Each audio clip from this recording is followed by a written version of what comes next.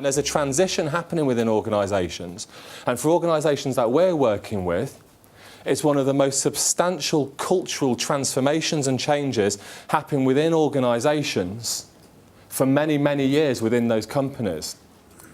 And it's bringing about some of the most substantial changes in the way that people interact, they connect, and the way that they react to each other into difficult situations at work. And as we'll hear from the case studies, some of the changes that have been made in the way people work together are substantial and extremely dramatic.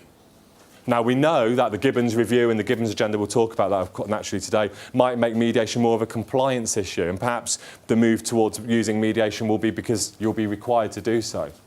So TCM is looking to increase the number of organisations that we're working with, and that we have a target now of bringing mediation within 93 organisations.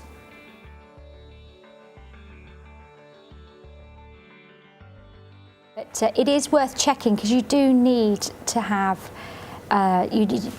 someone who has the capacity to empathise. It's really important. It's important to have a selection process, not only to select the right mediators, but also to send out a message that as a scheme you're setting in place quality from the beginning. Yeah. And I think that sends out, it doesn't just get the right people in, it also sends out a message that it's not something you can just walk into to be a mediator. There's a gatekeeping process, so I think it's useful for that exercise as well.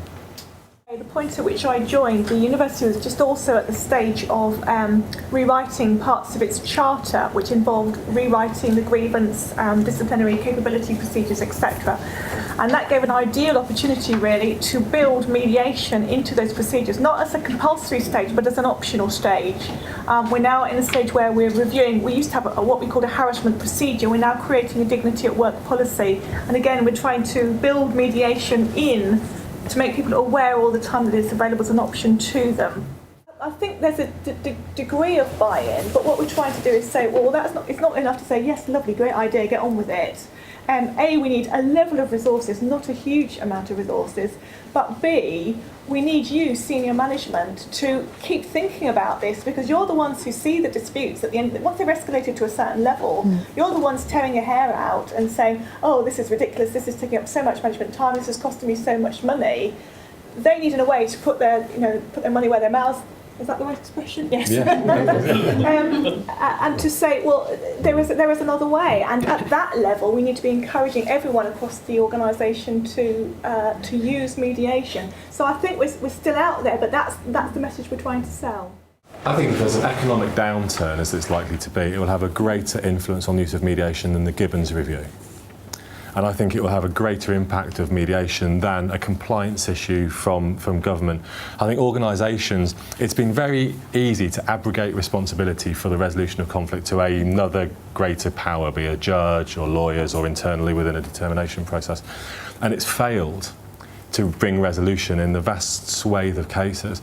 And I think now recognition that we can't just throw money at it to make it go away, with having to tighten up, is going to force organisations to be far, far more creative in the way they resolve disputes. And I think that, for me, looking at the potential for mediation, the potential is very substantial now, because organisations, quite rightly, will be asking questions.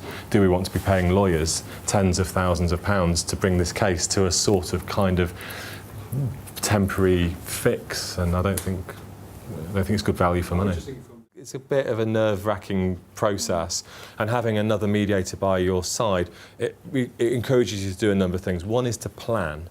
And I'm not saying that any mediator would jump in the lift thinking, I've got a mediation to do, without having thought about it in advance. But if you have another mediator by your side, it does mean you're likely to pick up the phone a day or two before and talk it through. That's good practice. I think being there and sharing the experience and being able to work through in those little moments, how are you feeling, how do you think we can deal with this situation, certainly for a newly qualified mediator is invaluable. And the third reason that we use co-mediation and really encourage it within organisations is the kind of reflective practice that we've started to hear coming out. I don't know about yourselves, but after a mediation, a nice glass of wine or juice, wine in my case, I'll be honest, wine in my case, and sitting down afterward, or a bottle. But you can have a glass of wine on your own, but a bottle of wine is a bit more questionable. So being a co-mediator, you can have a bottle rather than a glass. But but the reason I say that is there's a certain seriousness to that, which is actually debriefing afterwards, reflecting on your practice, reflecting on those little sticking points and learning from those. It just builds, I mean, the idea of then having a repository of this learning within the business, I'd not heard of that. I thought was a fantastic idea.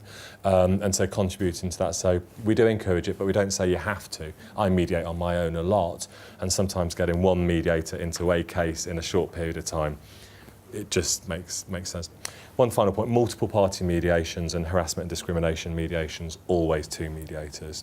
You can't mediate a multiple party dispute on your own. I've been there and tried, and it's not feasible. Yeah, I mean, when we first had the service, before it was a pool, there was two of us doing it, and we mediated on our own. And I couldn't get my head round how two mediators could work until I went on the training course. And I was thinking everyone's going to be talking over each other, one's going to be dominating. I can't see how it would work. But surprisingly, it does work very, very well. Those issues don't surface. And so, and they do work. It's really great to have a partner to work with, because each person tends to bring something to the mediation that moves it forward. So it's quite good, you know. And I know organisations, after a period of time, then will allocate a solo mediator to work in a case. There's not a hard and fast rule, but certainly for those first three cases, certainly a minimum, I would say, like the co-mediating. But if we can, then it's good. Managers are managing performance all the time. I mean, obviously we're talking about a formal process, but I would be saying to a manager outside of the process, you're always managing performance, you're always managing capability, you're always skilling and setting targets and identifying resources and developing your staff. So it seems interesting that there's a negative element, a negative association with the term performance management, because it's a commonplace management tool. And I think what it often does is it represents as these words, these short words, bullying and harassment, performance management, capability, grievance. They're very short words, which have very powerful meaning and associations for the individuals concerned. I think what mediation does in a very nice and kind of a very supportive way is we get beneath the term. What do you mean by performance management? What are your concerns? What are your needs? How have they been communicated to the employee? How did you get feedback from the employee? How did you manage to build that into a framework where you're able to support and manage that individual going forward? And then from that, how did you set goals and targets? I think mediation can deconstruct the term performance management, grievance, bullying, harassment, all of these policies, because they are just, in many respects, words which people hear them and it almost feels like they're blows to the body blows. But actually when you ask those parties, what do you actually really mean and understand by those words? They don't understand them, they just see them as an attack. And the best form of attack, the best form of defence is a counter-attack. So the words themselves develop this cycle of conflict, so we just can help the parties, the managers, the staff to come out of that cycle and just reflect. And I think I'd absolutely agree with Mary, it has to be done on the basis that both parties recognise there's a need for that, and some managers will and others won't, and that's got to be their right and their privilege ultimately.